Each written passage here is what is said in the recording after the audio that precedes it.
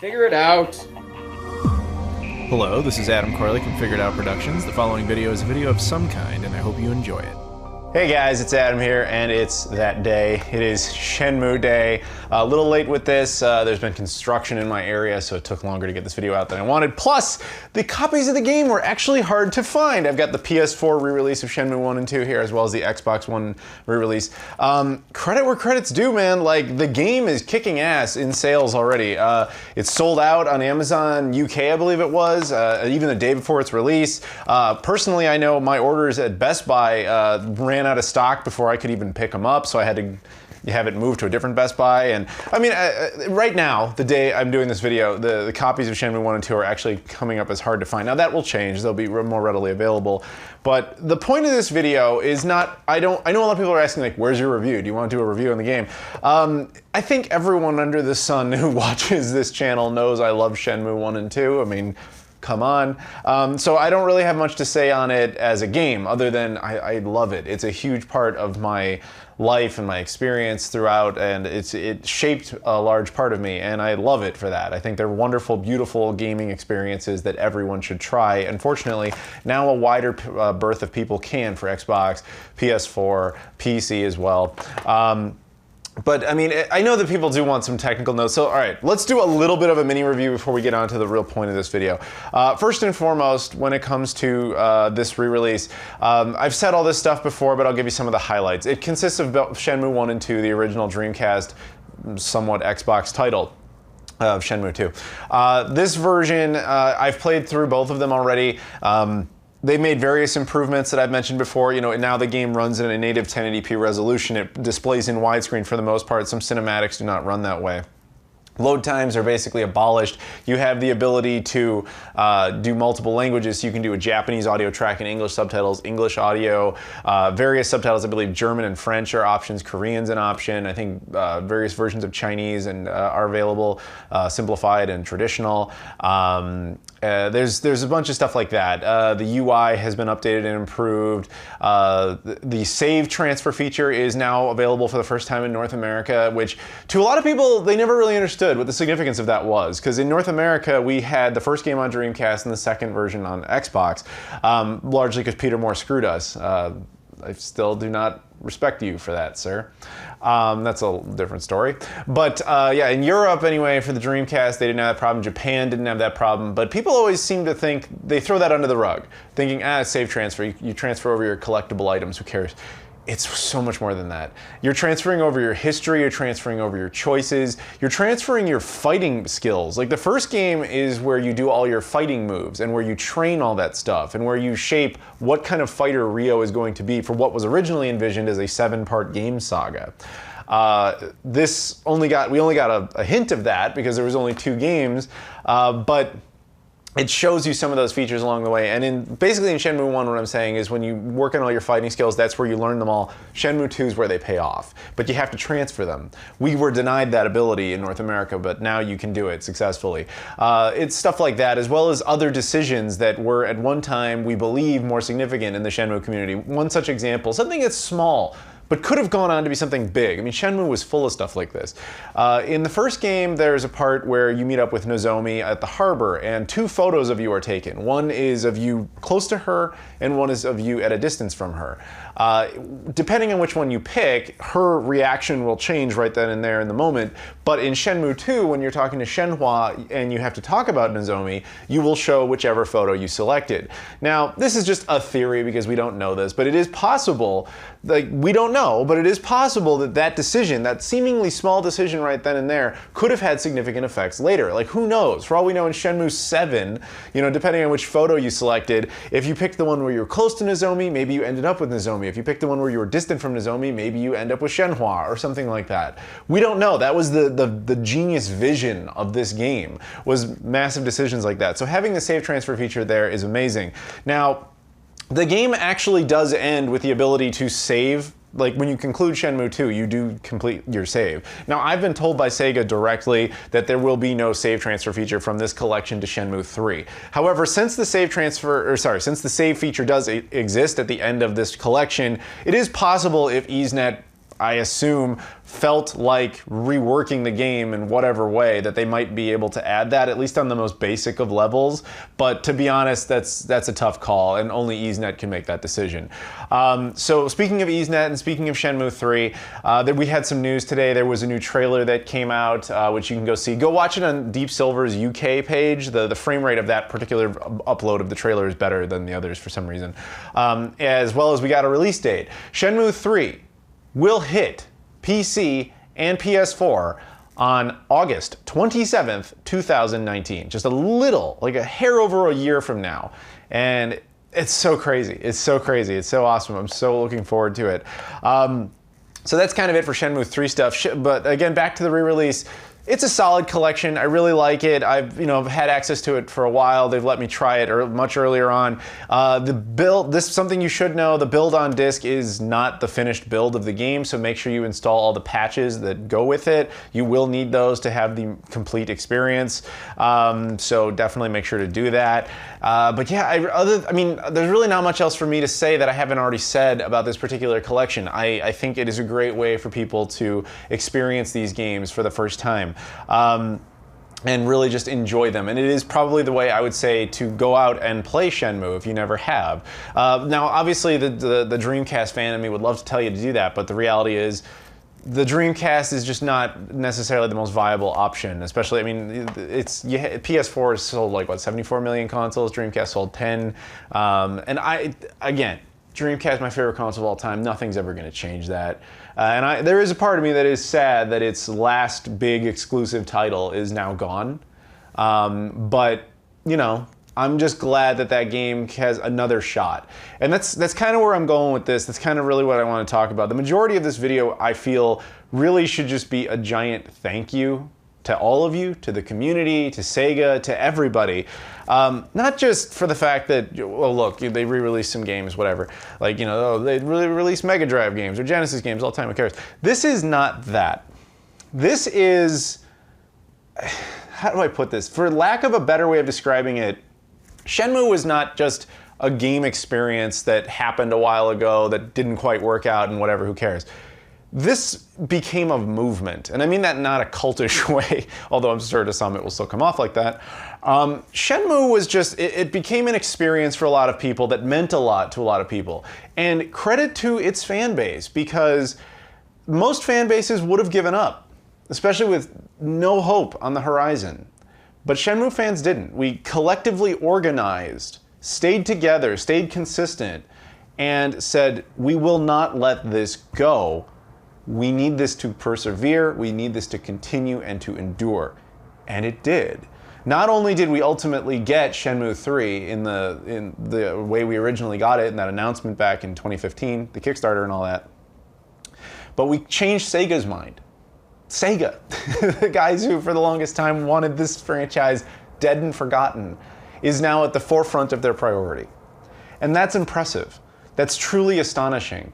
And it isn't just that they took a chance on it to bring it back. We proved to them, after telling them time and time again, you don't even understand what you created. You have no idea how amazing this series is. If you get it into the right hands, if you present it correctly on a wider pool of people, I promise you, you will see financial results. And we have proven that successfully. We weren't wrong.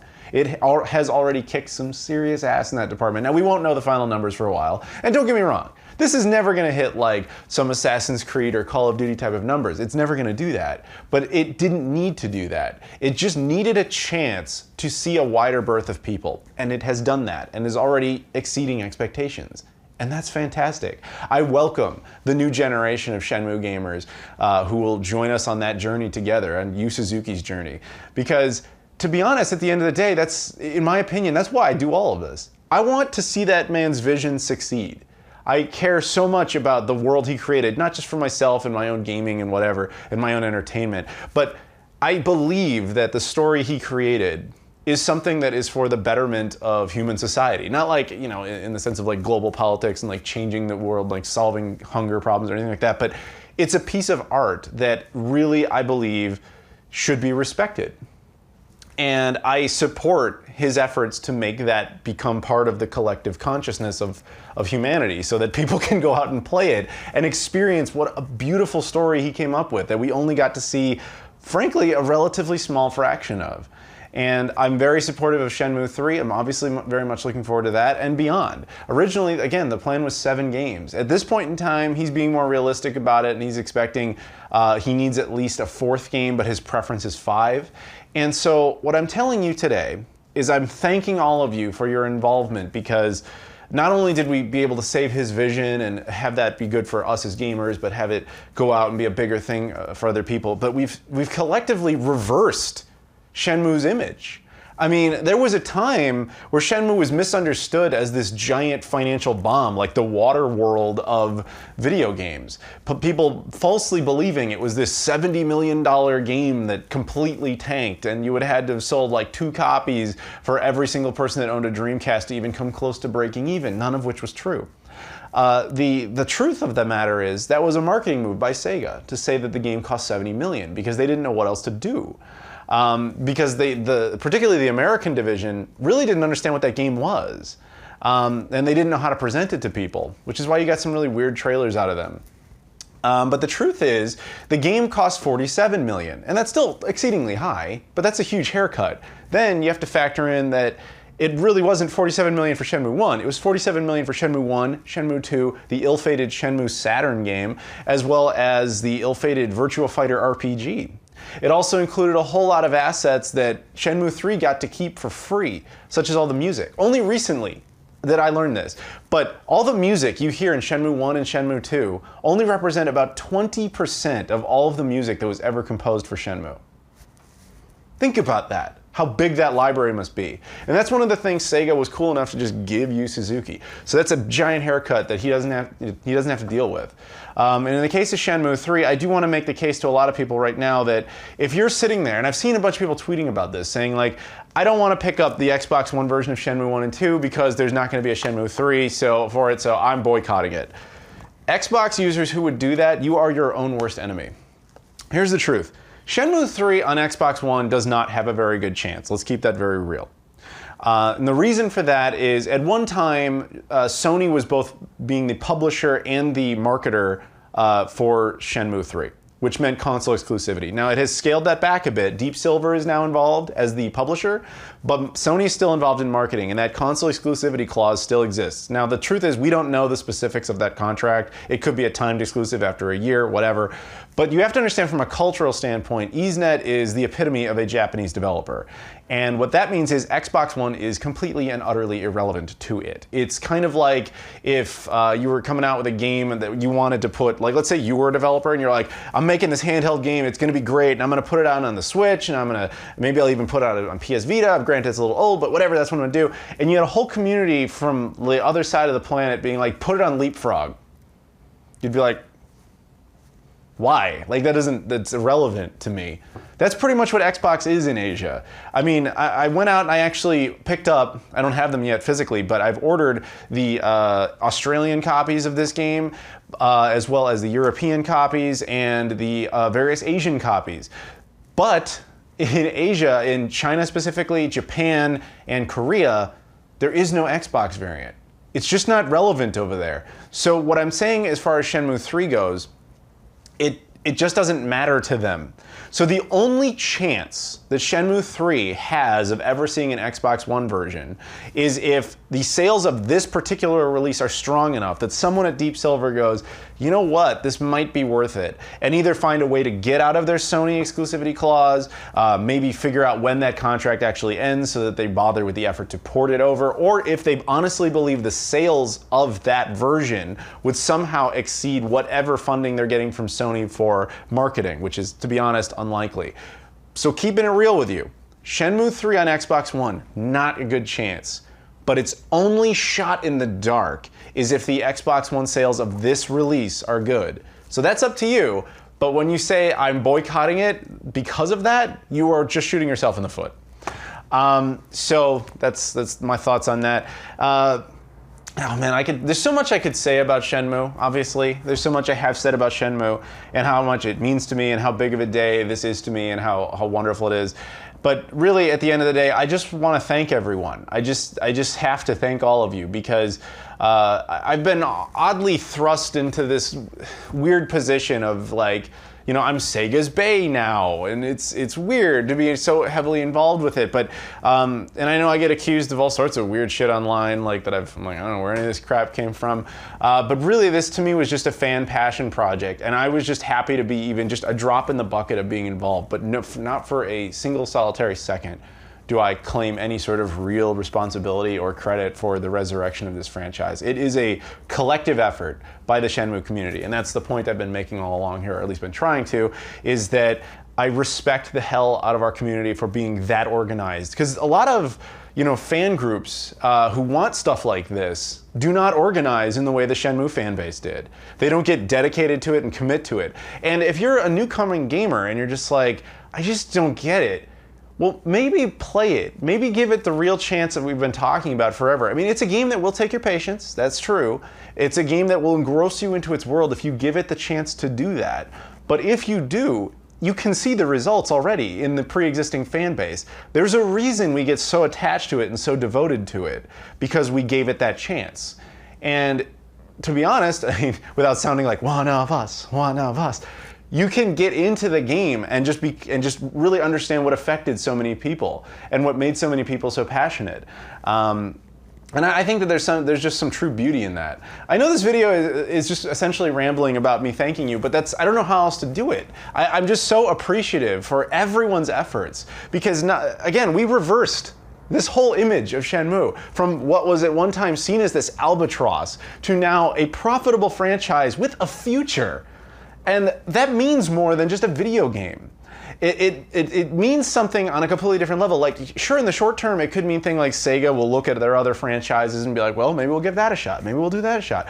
But it can also mean other IPs and other franchises and other chances for other companies looking at their fan bases and being like, maybe they're serious. Maybe we should take this more seriously, too. And the idea that fan power, organized fan power and fan passion was able to do that, to do a complete 180, it's kind of unprecedented. With the extremes that we're dealing with here, to go from dead as a doornail, in the grave, and by all serious publications and journalists, whatever, perceived as completely dead, to all the way to the point where it's just making crap tons of money and being sold out everywhere. That's insane. And I seriously hope that the momentum continues and that we continue to see more out of this. So the number one thing you can do if you like the trajectory of those type of things, if you like these companies taking your opinion more seriously, support this. I mean, at the end of the day, support it. It's awesome. And, you know, just give it a chance, especially for its, frankly, really low price. It's $30 US. You get both games, a poster, all that stuff. That's a hell of a deal. And you can even get it cheaper depending on, you know, what service you use or what store you buy it from, whatever. But yeah, just an unbelievable, awesome experience. And just as a personal note, because I got to be so heavily involved in a lot of stuff. There's more content coming. Well, actually, if you take a look, you can, right now, I can talk about this finally. I went out to the UK, Sega brought me out there. I was involved with both Yogscast and Hat Films, and we filmed a Shenmue Challenge video. It's a contest, actually. I highly recommend going over and checking out the main video. You can actually vote and win a chance to get to Japan. There will be a behind-the-scenes video about that whole thing on my channel in a few days. But yeah, for now, if you want to check out the original videos, please feel free. I just want to say that this has, on a personal level, just been an amazing thing to have even the slightest involvement in. And it's led to some very unique experiences, including one right here. So this right here is a copy of Shenmue that's been sitting back there. I'm sure you guys have noticed in my videos for a long time. This at one time was signed by Yu Suzuki. Thank you to Ali Novin again, who is the Shenmue Ambassador. For some reason, sometimes I get called that. That's not fair. That's Ali Novin's title. I am not Shenmue's ambassador. I am Sega's Bay. For some reason, that's what they consider me. I'm Sega's Bay, that's my credit.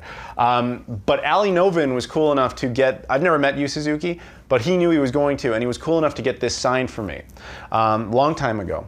I met up with Corey Marshall at one point. He's the voice of Rio. Now he's a friend now at this point. I can actually call that man a friend, which is great. He signed it for me too. But just recently, I was given the opportunity. I was told it would be encouraged, it would be a good idea if I went out to Washington, D.C. to go to Otakon, or TakuCon. To be honest, I'm not really into anime, so that wasn't really why I was going. But the Japanese voice actor of Rio was going to be there, Masaya Matsukaze. He is considered the chase figure of Shenmue-related autographs. So I took this photo with him, got to meet him for a little bit, chatted with him through his translator. But yeah, now he has signed my copy as well. So this became a very prized possession for me. And it's been so crazy to be so involved with, you know, something you're that passionate about, and to get such direct access to it has been a very unique experience. But like I said earlier, I don't want to take any sort of credit for stuff like that. Anybody in the Shenmue fan base would have been just as dedicated and committed as me. And there's so many that are, and there's so many that are more. And I know I get hate for that, but I never found it to be a competitive thing. I have always said, if you go back and look at my older videos about Shenmue, the goal, in my opinion, has always been unify and stay on point. And to our credit, our collective credit, that's exactly what we did. And as a result, this is here. This day has come. Shenmue has returned, and its future has a definitive next step, which is very unique for Shenmue fans. So other than that, the only thing I want to throw out there is that the Shenmue 3 Slacker Backer campaign ends at the end of this month. It's your last chance to get in there and help EaseNet fund the game so that more content can be put in the game. Adam Scipione, my buddy, his Shenmue documentary is in the final phase of its Kickstarter. You can make sure to get a copy of that as well. It's a movie I will be in, as well as a whole bunch of other people. It's going to be a great story. It really will be, because when he started that movie, it's literally called Shenmue: A Gamer's Journey. And originally it was about this game that people loved and just faded into obscurity, and how there was this devoted fan base that was trying to bring it back. And while he's in the middle of production, Shenmue 3 gets announced. And then it's about the journey of Shenmue 3 and where that's going. And then all of a sudden this starts to happen. And it's like all the pieces fit while he was filming. So I can only imagine the material he's got to work with is going to form an amazing documentary. An amazing documentary. So I hope you'll support that as well. So yeah, just if you are even remotely interested in Shenmue, there has never been a better time to be a fan. And again, just finally, thank you so much to everyone who has been supportive in this community. Thank you so much to the guys at Sega. Thank you to EaseNet. Thank you to Yu Suzuki for your wonderful vision. And I'm happy to continue to do anything I can to make that vision come into reality. Thank you guys for watching. I'll see you all later.